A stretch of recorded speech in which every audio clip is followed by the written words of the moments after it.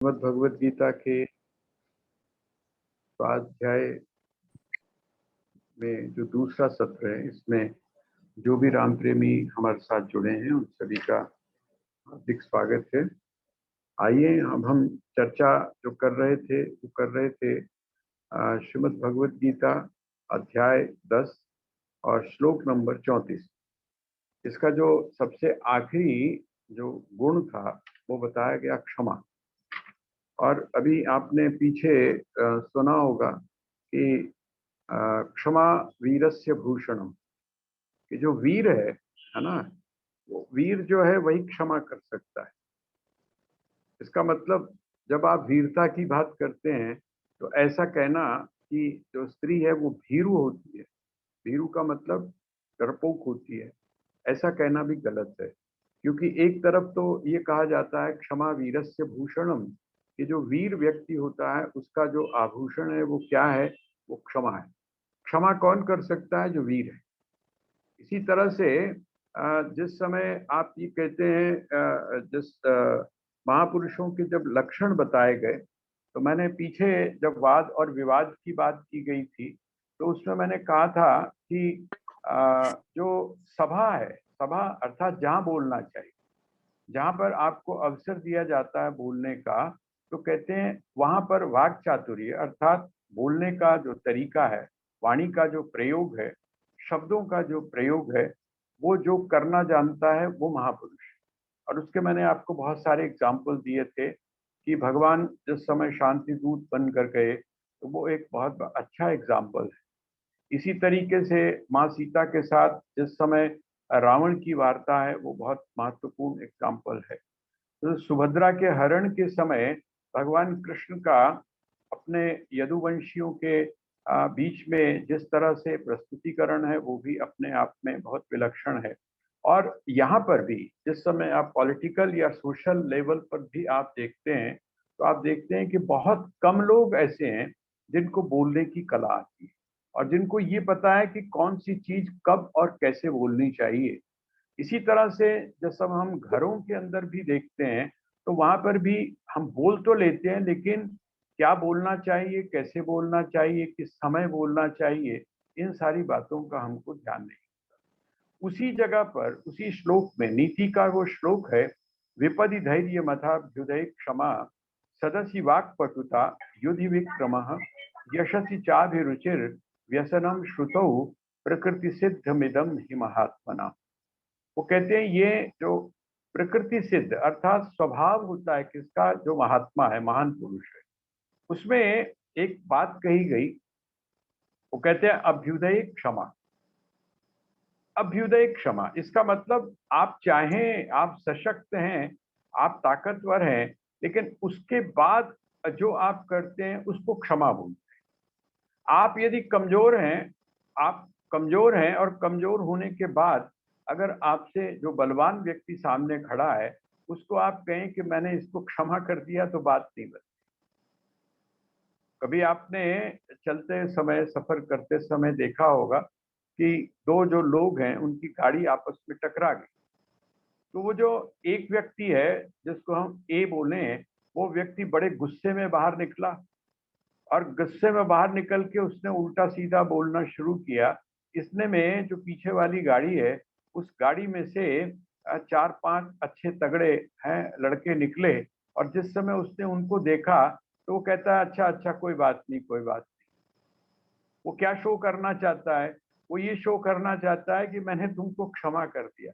अरे भाई, क्षमा तो तब किया जब आप बड़े तगड़े हैं, आपके साथ में 5-7 लोग हैं जो लड़ सकते हैं, और उसके बाद किसी कमजोर व्यक्ति से आपकी गाड़ी छू गई और आपने क्या किया, उतर कर देखा और आपने कहा कोई बात नहीं, चिंता मत करो, आप जाओ। ये है क्षमा। आप सशक्त हैं तब आप क्षमा कर दें। आपके जो नीचे सबॉर्डिनेट है, आपके नीचे जो काम करने वाला है, उससे कोई भूल हो गई, उससे कोई भूल हो गई, आपने उसको माफ कर दिया तो बात समझ में आती है। आप उसको दंडित कर सकते थे लेकिन आपने उसको दंडित नहीं किया, ये बात समझ में आती है। लेकिन आप अपने बॉस को कहें कि जाओ जी मैंने आपको क्षमा कर दिया, तो ये बात जो है ये गले नहीं। इसका मतलब क्या हुआ? अभ्युदय क्षमा। आपके पास में शक्ति है, आप उस शक्ति का प्रयोग कर सकते हैं, लेकिन उसके बाद में भी आप क्षमा कर सकते हैं। अब आप सोच कर देखिए, एक तरफ तो हम स्त्री को क्या बोलते हैं, कितना कंट्रोवर्शियल मामला। एक तरफ हम स्त्री को बोलते हैं अबला। अबला का मतलब ना बल, जिसमें बल नहीं है, कमजोर जो है ना। लेकिन दूसरी तरफ हम बोलते हैं वो क्षमा का रूप है। तो जब आप क्षमा का रूप बोलते हैं तो स्त्री कमजोर बनती है या स्त्री जो है सामर्थ्यवान बनती है? नारी जो है वो, नारी को यहाँ पर सामर्थ्यवान माना गया। इसीलिए उसने क्या कहा, आदि शंकराचार्य ने, जो दैव्य अपराध क्षमा स्तोत्र है, आप सभी पाठ करते हैं, अभी जब नवरात्र आएगा तो आप सभी पाठ करेंगे। उसके आखिर में बीच में एक जगह पर बड़ा सुंदर एक पंक्ति है, कुपुत्रो जाए तक क्वचिदपि कुमाता न भूय। पुत्र जो है वो कुपुत्र हो जाता है, लेकिन माता जो है वो कभी भी कुमाता नहीं होती। इसका अर्थ क्या हुआ? माता कुमाता क्यों नहीं होती है? क्योंकि माता में क्षमा का भाव, माता सभी कुछ क्षमा कर देती है। स्त्री जो है सब कुछ क्षमा कर देती है। कहते हैं ये जो क्षमा का भाव है, ये अगर आपने देखना हो तो वो किस में देखें? स्त्री में देखें। और इसी क्षमा के अंदर कौन है? वो कहते हैं मैं रहता हूं। हमने, भगवान सभी को क्षमा कर देता है। हम लोग माने उसको तब भी नहीं, तब भी उसको कोई अंतर नहीं पड़ता। अगर हम नहीं भी मानते हैं तब भी वो ऐसा नहीं कहता है कि मैं तेरा ध्यान नहीं रखूंगा। सूर्य जो है, सूर्य सभी के पास एक तरह से प्रकाश देता है, चाहे आप सूर्य को गालियां दें और चाहे आप सूर्य की प्रशंसा करें, उनको इन सब चीजों से कोई लेना। ये क्षमा का भाव है। और जो जैन धर्म है उसमें अभी मनाया गया एक बड़ा अच्छा आयोजन उनके यहाँ होता है, क्षमा। और ये जो होलिका है ना, होली, होली के दिन हमने बचपन में पढ़ा था कि फॉरगेट एंड फॉरगिव, ये स्लोगन है उसका, जिसको बोलते हैं आप होली का है, बुरा ना मानो होली है। ये जो बात कही जाती है, फॉरगेट एंड फॉरगिव, इसका मतलब भूलो और क्षमा करो। जो बीत गया वो बीत गया, उसको आप हटा दो, उसको आप माफ कर दो। ये जो भावना है, ये भावना किसमें है? स्त्री में है। और वह जो स्त्री है, उस स्त्री के माध्यम से ये जो क्षमा का भाव है, इस क्षमा के भाव में से मुझको तू देख, भगवान ऐसी बात कह रहे हैं। तो ये जो श्लोक है, अब अगली जो बात है वो क्या कहते हैं भगवान? भगवान कहते हैं, इसमें थोड़ी सी एक आपको बड़ी विलक्षण सी बात, मैंने शुरू में वैसे तो आपसे निवेदन किया था कि भगवान पॉजिटिव हो या नेगेटिव हो, दोनों स्तर पर जहां पर भी सर्वोत्कृष्ट है, वहां पर परमात्मा अर्थात श्री कृष्ण कहते हैं कि वहां पर तुम मुझको ही देखो, वहां वहां मैं अभिव्यक्त हो रहा हूं।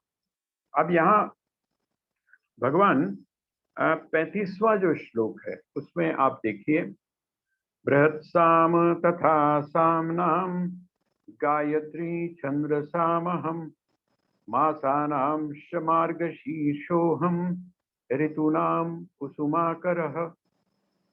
देखिए, बृहत् साम तथा सामनाम, बृहत् साम तथा सामनाम। साम, साम का अर्थ क्या हुआ?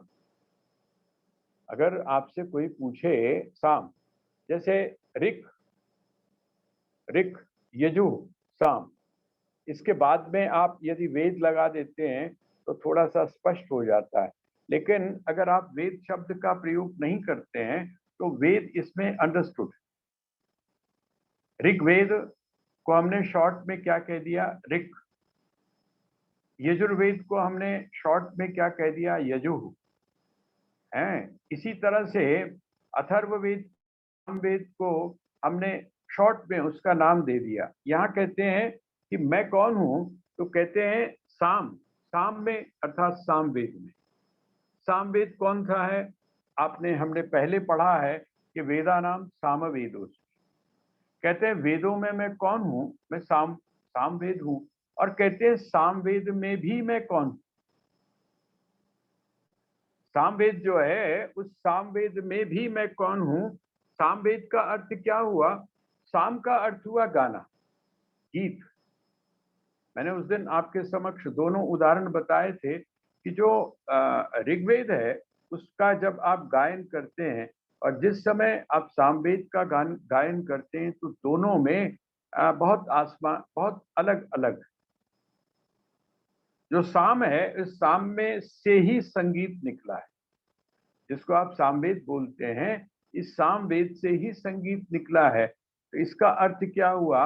वो जो सामवेद है, उस सामवेद में भी जो बृहत साम है, बृहत साम का अर्थ क्या हुआ? बृहत साम जो है वो संकेत करता है, उसमें वो जो पोर्शन है, जैसे आप पुरुष सूक्त बोलते हैं, भाई पुरुष सूक्त तो वेद का ही एक भाग है। जैसे आप विष्णु सहस्त्रनाम बोलते हैं, तो विष्णु सहस्त्रनाम क्या है? वो भी महाभारत का एक हिस्सा है ना। ये जो श्रीमद् भगवद गीता है, ये क्या है? तो कहते हैं ये भी महाभारत का एक हिस्सा है। जब हम महाभारत बोलते हैं तो वो व्यापक हो गया, लेकिन जिस समय हम उसमें एक विशेष उसको प्रयोग में लाते हैं, तो वो वहां तक सीमित। जैसे आप बोलते हैं विष्णु सहस्त्रनाम, तो हम पूरा महाभारत न लेके हमने वहां पर श्री विष्णु के 1000 नामों की चर्चा कर। तो यहाँ कहते हैं कि बृहत साम। बृहत साम का अर्थ क्या है? उस सामवेद के अंदर जो ये विशेष वाला जो भाग है, जैसे आप क्या कहते हैं, पूरे शरीर के अंदर वैसे तो शरीर का एक एक जो अंग है वो बड़ा महत्वपूर्ण है। कोई भी अंग ऐसा नहीं है जिसका महत्व दूसरे के कंपैरिजन में कम हो, प्रत्येक का अपनी अपनी भूमिका है। लेकिन आप क्या कहते हैं? कहते हैं शरीर में जो महत्वपूर्ण चीजें हैं वो कौन कौन सी हैं? तो कहते हैं किडनी आपकी बड़ी महत्वपूर्ण है, लिवर आपका बड़ा महत्वपूर्ण है, हार्ट आपका बड़ा महत्वपूर्ण है, ब्रेन आपका बहुत महत्वपूर्ण है। देखिए, पूरे शरीर में से आप यहाँ तक आ गए। अब आपसे कहा जाए कि ये जो 5-6 चीजें आपने बताई हैं, इनमें भी कौन सी चीज महत्वपूर्ण है? तो आप क्या कहते हैं? आप कहते हैं जी हृदय जो है, हार्ट जो है, वो सबसे महत्वपूर्ण है। क्योंकि अगर हार्ट का स्ट्रोक हो जाता है या हार्ट अगर अटैक हो जाता है, हार्ट यदि फेलियर हो जाता है, तो जीवन समाप्त होने की पूरी संभावना है। जीवन समाप्त हो सकता है। और जब तक जीवन है तब तक सारी चीजों की उपयोगिता है। जिस समय जीवन समाप्त हो गया तो फिर तो भाई जान है तो जहान है, तो आपका जहान भी समाप्त हो गया। हमने जिस तरह से इस प्रकार से एक एक करके, पहले हम 5 चीज पर आए, उसके बाद में हम एक चीज पर आए। इसी तरह से जो सामवेद है, उस सामवेद में बहुत सारे महत्वपूर्ण चीजें हैं, बहुत सारे उसके महत्वपूर्ण अंग हैं। लेकिन जो बृहत साम है, बृहत साम अर्थात जहां पर देवताओं की आराधना की गई, गीत जो है या गायन जो है, उस गायन का महत्व क्या है? किसका आप गायन करें, किसको आप गाएं, किसको गाएं? तो कहते हैं गाने के लिए या गीत के लिए, प्रशंसा के लिए, गुणों का वर्णन करने के लिए किसकी आवश्यक? संसार के जो भौतिक पदार्थ हैं, इनके गुणानुवाद करने की कोई आवश्यकता नहीं है इनके लिए। बल्कि अगर आप गुणानुवाद करना चाहते हैं तो किसका करें? जैसे मैंने कल आपसे निवेदन किया था, गेयम गीता नाम सहस्त्र। वहां पर आदिशंकर बोलते हैं कि यदि आप गाना चाहते हैं तो क्या श्रीमद् भगवद गीता को गाएं। क्यों गाएं श्रीमद् भगवद गीता को? क्योंकि श्रीमद् भगवद गीता को यदि आप गाएंगे, गाते गाते पता नहीं कौन सी चीज आपको आपके आपके जीवन को परिवर्तित कर दे, कौन सी चीज आपके जीवन को बदल दे। इसी तरह से उन्होंने कहा कि उसके साथ में यदि आपने गाना हो तो किस चीज को गाएं? तो कहते हैं भगवान विष्णु के नाम को गाएं। भगवान विष्णु के नाम को यदि आप गाएंगे, तो पता नहीं कौन सा जो नाम है और उस नाम के साथ में जुड़ी हुई जो लीला है, वो आपकी दिशा और आपकी दशा, इन दोनों में परिवर्तन कर दे। कहते इसी तरह से यहाँ पर जो साम है, साम अगर संगीत है, तो बृहत साम का अर्थ हुआ वो वाला पोर्शन जहां पर देवताओं की आराधना की। तो कहते हैं साम वेद में मैं कौन हूं, तो मैं बृहत साम। बृहत साम जैसे बोलते ना हृदय, जैसे आपने सुना होगा, हमने संभवतया चर्चा की थी अध्यात्म रामायण की। तो अध्यात्म रामायण में एक राम गीता है और राम हृदय है। राम हृदय, राम हृदय का मतलब क्या है? जिस तरह से शरीर में हृदय की प्रधानता है, इसी तरह से उस ग्रंथ में हृदय है, वो हृदय है, उसका सार है वो। आप अगर उसको पढ़ लेते हैं तो सूत्र रूप में समझिए वो सारा का सारा आ गया। जब आप वैष्णवों से पूछते हैं श्रीमद् भगवत गीता जो है इसका इसका हृदय कौन सा है, तो वो कहते हैं सर्वधर्मान परित्यज्य मामेकम शरणम ब्रज अहम त्वा सर्व पापेभ्यो मोक्षयिष्यामि मा शुच। वो कहते हैं ये इसका हृदय है, ये एक तरह से इसका सार है। तो यहाँ भगवान कहते हैं कि मैं क्या हूं? बृहत साम तथा साम नाम, ठीक है, उसमें मैं बृहत साम और गायत्री छंद साम हम। ये जो छंद शब्द है, छंद, आप लोगों ने छंद पढ़ा होगा, है ना जी? जिस समय ध्यान ध्यान करिए, छंद कभी सुनाया है आपने? पढ़ा भी है, सुना भी है। पढ़ा भी है, सुना भी है। कब सुना है और कब पढ़ा है? स्कूल में छंद पढ़े थे और शादियों में छंद सुने थे। सुने थे। तो मैं वही बात कह रहा हूँ कि अगर स्कूल में नहीं भी, हाँ, अगर स्कूल में नहीं भी पढ़े होंगे तो वहां पर छंद सुनाए जरूर होंगे और छंद सुने जरूर। छंद जो है, छंद का अर्थ ये होता है जिसको हम पोइट्री बोलते हैं। छंद का सुंदरता। अर्थ होता है, हाँ, छंद का अर्थ होता है, छंद और अलंकार दो चीजें होती हैं। तो ये जो छंद है, ये छंद का अर्थ होता है वाक्यों का विन्यास, जो अक्षर हैं या शब्द जो हैं उनका विन्यास, और कितनी खूबसूरती के साथ में आप उसको रखते हैं, वो है अलंकार। अलंकार का अर्थ होता है जैसे हम लोग आभूषण पहनते हैं।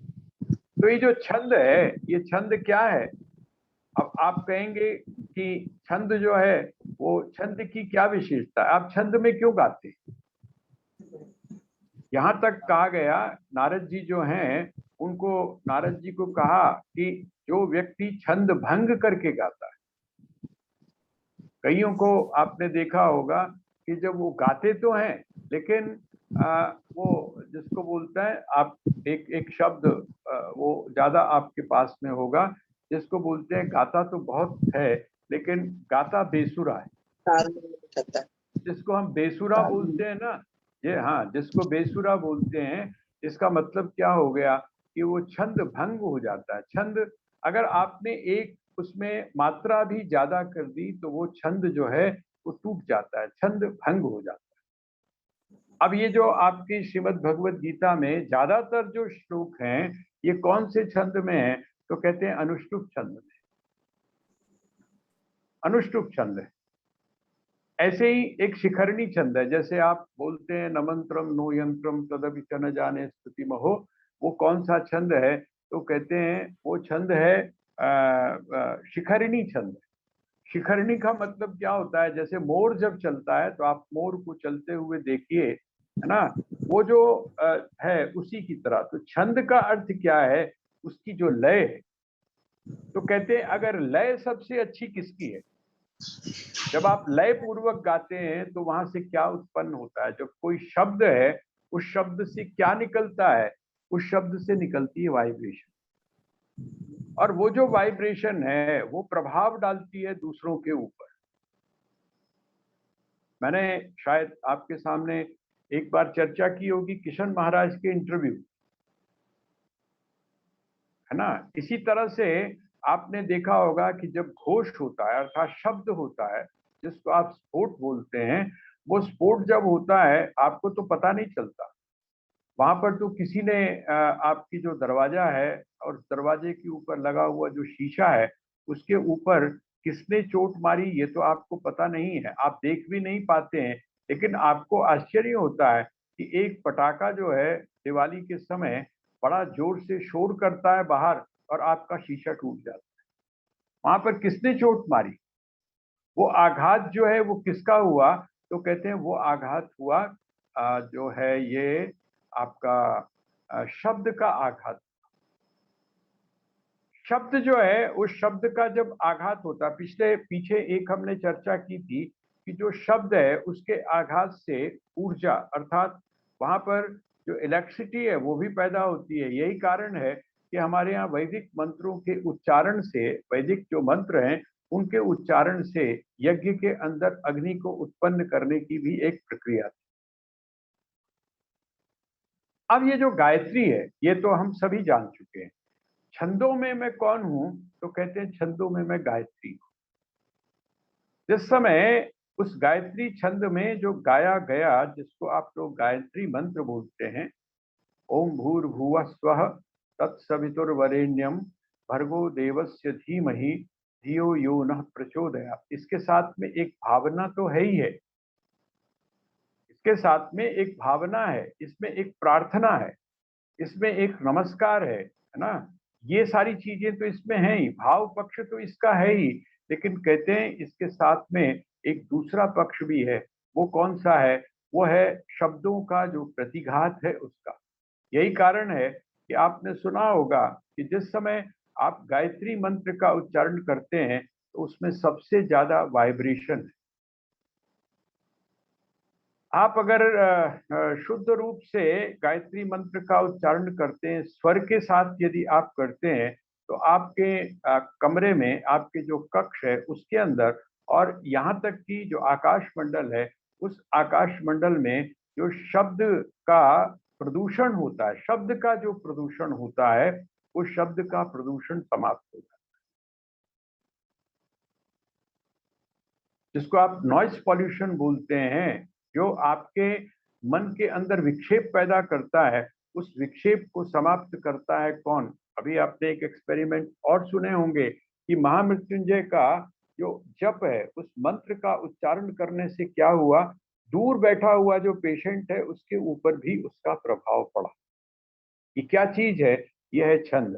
तो कहते हैं छंदों में मैं कौन हूं? तो कहते हैं छंदों में मैं गायत्री। यही कारण है कि हमारे यहाँ ब्राह्मण के लिए गायत्री, ब्राह्मण क्षत्रिय और वैश्य, खास करके ब्राह्मण और क्षत्रिय, इन दोनों के लिए गायत्री की के अनुष्ठान की बात की गई। इनको कम से कम एक माला गायत्री का मंत्र का जाप जरूर करना चाहिए। उसको बोलते हैं ब्राह्मण यदि गायत्री के बिना है, ब्राह्मण यदि गायत्री के बिना है तो आप ऐसा समझ लीजिए कि वो जो है वो उसके पास में जो उसका एक सौंदर्य होना चाहिए। हम लोग बोलते हैं हिंदू का सौंदर्य क्या है, जिसको हम लोग हिंदू बोलते हैं, हिंदू का सौंदर्य क्या है? हम थोड़ा सा अगर दूसरी दृष्टि से देखें तो आप ये बताइए, थोड़ा सा विचार करिएगा, बताइए का मतलब अभी नहीं, आप ये थोड़ा सा विचार करके देखिए, जिसका हम बोलते हैं कि औरंगजेब क्या करता था, रोज क्या करता था, कितने मन करता था। मैं थोड़ा सा संकेत दे रहा हूं। कौन सी चीज? शिखा और सूत्र, दो चीजें महत्वपूर्ण थी। शिखा और सूत्र, ये दो चीजें महत्वपूर्ण थी, और इन शिखा और सूत्र के साथ में जो गायत्री, गायत्री गंगा, गायत्री गंगा, गीता, ये कुछ बातें उसके साथ में जुड़ी हुई। तो इसका अर्थ क्या हुआ? जिसके पास में ये सब कुछ है, जो गायत्री के साथ में जुड़ा हुआ है, जो दो समय संध्या करता है, गायत्री मंत्र का उच्चारण करता है, उसका जो अनुष्ठान करता है, ठीक है, इसका मतलब ये हुआ। और वो कौन करता है? तो कहते हैं जिसके पास दो चीजें, शिखा भी है और सूत्र भी है, जिसने यज्ञोपवीत भी धारण किया हुआ है और उसके साथ में जिसने क्या है, शिखा भी रखी हुई है, ऐसा जो व्यक्ति है उसको अधिकार था गायत्री मंत्र के उच्चारण का। तो कहने का तात्पर्य क्या हुआ कि गायत्री छंद सामहम, इसका मतलब जो व्यक्ति गायत्री छंद का पाठ करता है, उसका जो जप करता है, रोज गायत्री जो करता है, उसके भीतर ब्रह्म शक्ति या ब्रह्म ऊर्जा उसका विकास होता है। जिसको हम ब्राह्मणत्व बोलते हैं, जिसको हम सात्विकपना बोलते हैं, वो सात्विकपन का जो एक संबंध है वो कौन से छंद से है, कौन सी प्रार्थना से है? तो वो श्रीमद् भगवत गीता में ये जो बताया जा रहा है कि गायत्री छंद साम हम, छंदों में मैं कौन हूं? तो कहते हैं मैं गायत्री। गायत्री के ऊपर गायत्री परिवार के द्वारा बहुत कुछ लिखा गया है, आप लोग सभी जानते हैं। ठीक है, गायत्री का किस प्रकार से अनुष्ठान किया जाता है, किस प्रकार से उसका प्रयोग किया जाता है, किस प्रकार से अलग अलग जो रोग हैं उन रोगों की निवृत्ति में उसका प्रयोग किया जाता है, कैसे उसका हवन किया जाता। अपने आप में जो गायत्री मंत्र है वो संपूर्ण मंत्र स्वीकार किया गया है। जैसे ओम को संपूर्ण माना गया है, इसी प्रकार से गायत्री। तो यहाँ पर वो क्या कहते हैं भगवान? कहते हैं गायत्री छंद साम हम, मैं छंदों में कौन हूं? कहते हैं मैं गायत्री। सामवेद जो है, सामवेद में मैं कौन हूं? तो कहते हैं मैं बृहत साम। वेदों में मैं सामवेद हूं, और सामवेद में भी कौन हूं मैं? तो मैं बृहत साम हूं, अर्थात जहां पर देवताओं की आराधना और देवताओं की उपासना की जाती है वो मैं हूं। और उसके बाद में वो कहते हैं मासानाम मार्गशीर्षो हम, मैं महीनों में कौन हूं? तो कहते हैं मार्गशीर्ष। मार्गशीर्ष का अर्थ क्या होता है? मार्गशीर्ष का अगर हम हिंदी के हिसाब से लगाकर चलें तो मार्गशीर्ष नियर अबाउट दिसंबर में आता है।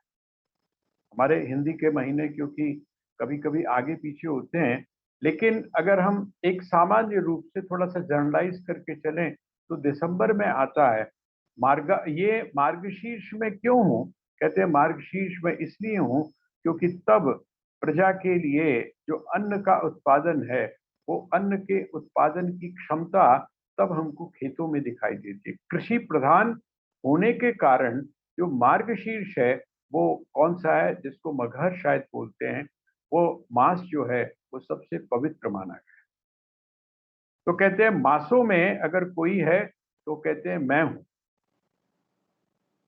इसीलिए कई जगह पर कुछ अनुष्ठान विशेष प्रकार के हैं जिनको मार्गशीर्ष में करने का विधान दिया गया है। और ऋतु नाम कुसुमाकर,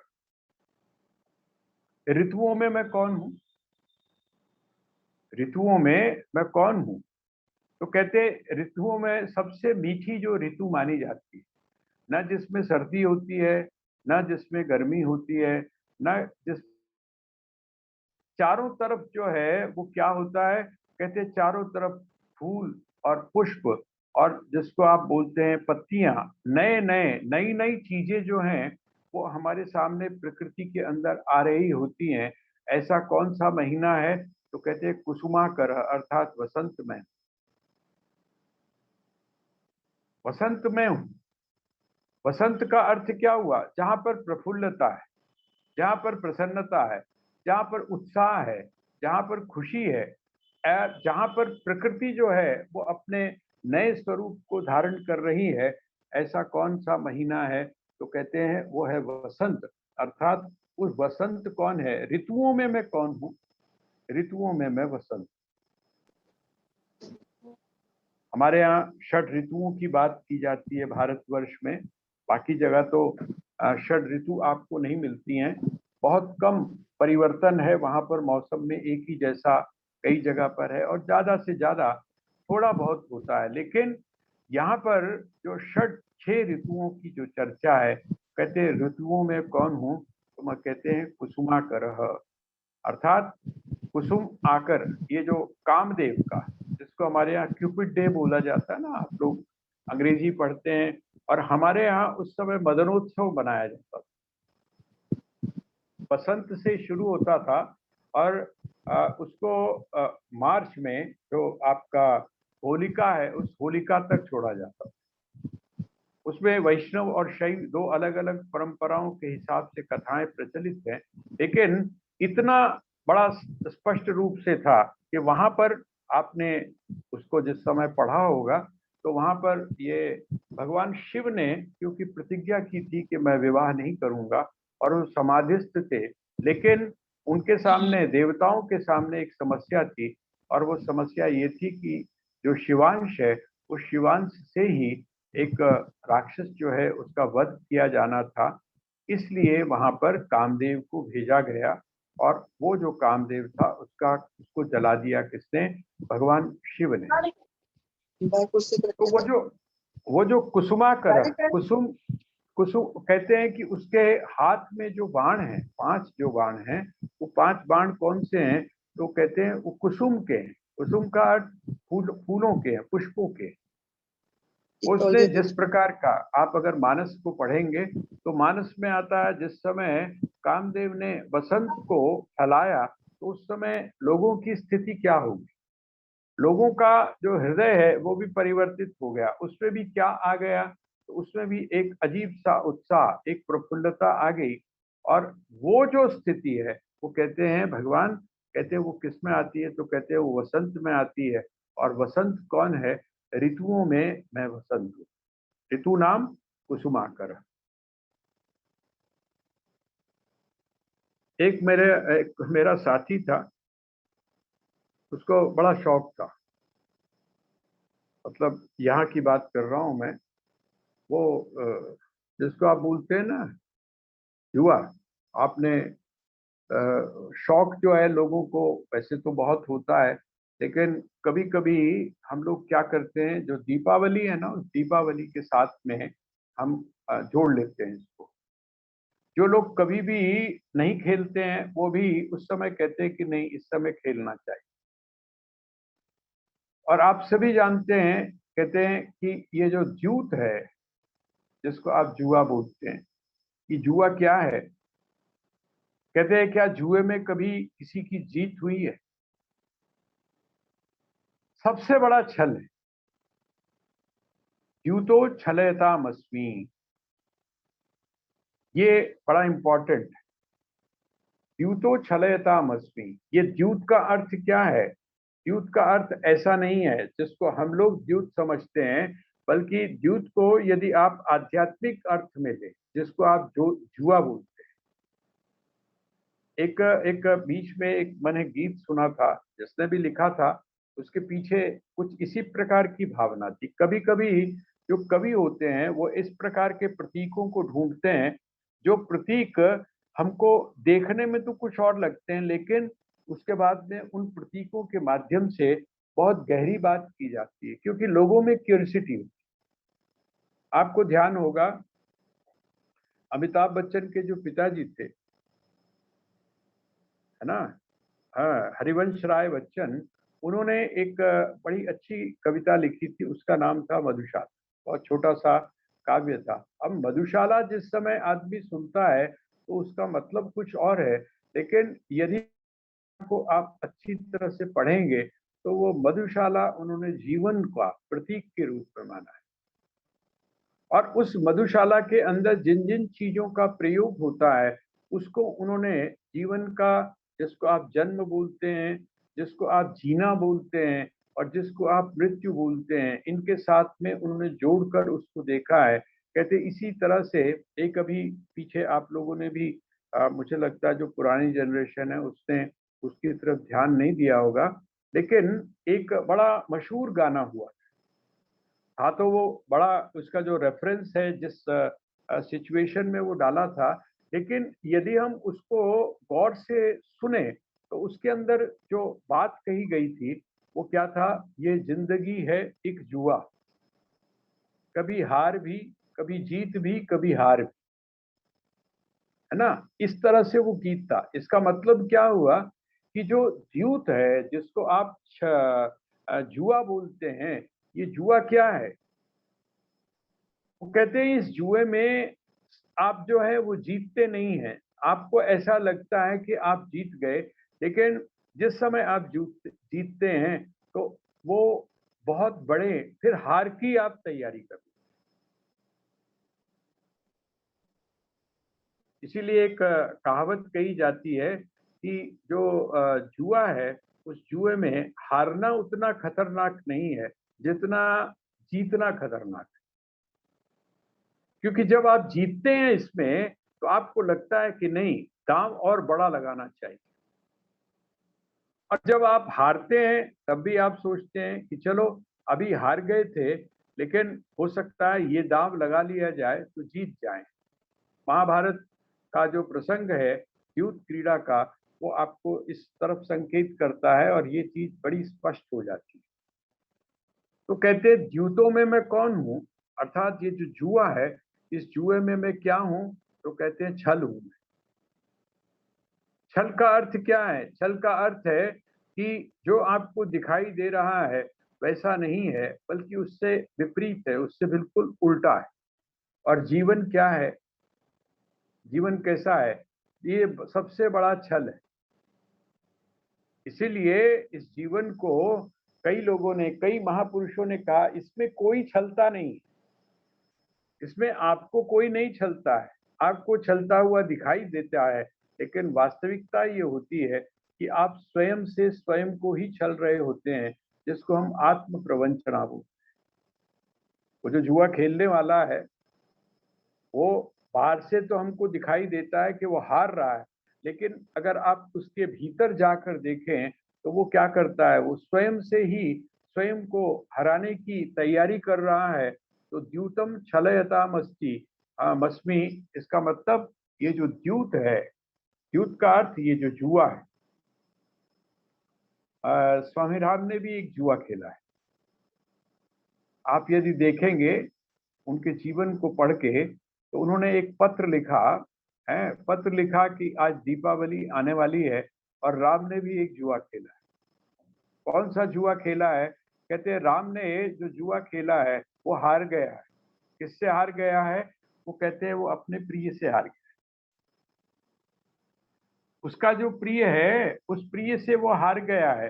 तो कहते हैं हार कर क्या हुआ है? कहते हैं हार कर हुआ ये है कि जो भी कुछ उसके पास था, जो भी था, जो राशि उसके पास थी, जो सामान उसके पास था, यहाँ तक कि जो जीवन भी उसके पास था, उस जीवन को भी उसने क्या किया? अपने प्रिय के सामने हरा दिया, अर्थात अर्पित कर दिया। तो कहते राम ने भी आज किसके आगे अर्पित कर दिया है? कहते वह जो ब्रह्म है, वह जो परमात्मा है, उस परमात्मा के सामने आज वो हार चुका है। और जिस व्यक्ति के पास में जो हार जाता है, जिसके पास कुछ नहीं बचता है, आपने देखा ना, जिसको आप बोलते हैं दिवाला, जिसको आप दिवालिया बोलते हैं, वो जो दिवालिया वाली जो स्थिति है, वो कहते हैं आज राम की दिवालिया वाली स्थिति है। लेकिन एक बात ध्यान रखना, वो ये है कि राम को जो लोग दिवालिया बोलते हैं, और अगर वो राम को अच्छी तरह से जानते हैं, तो राम आज दिवालिया नहीं हुआ है, बल्कि आज राम क्या हो गया है? वो पूर्ण हो गया है।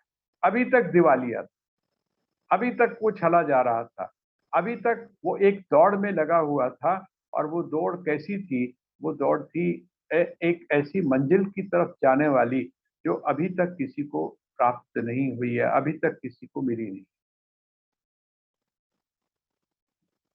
आपने ययाति की कथा सुनी होगी, और कहते उस ययाति ने क्या किया?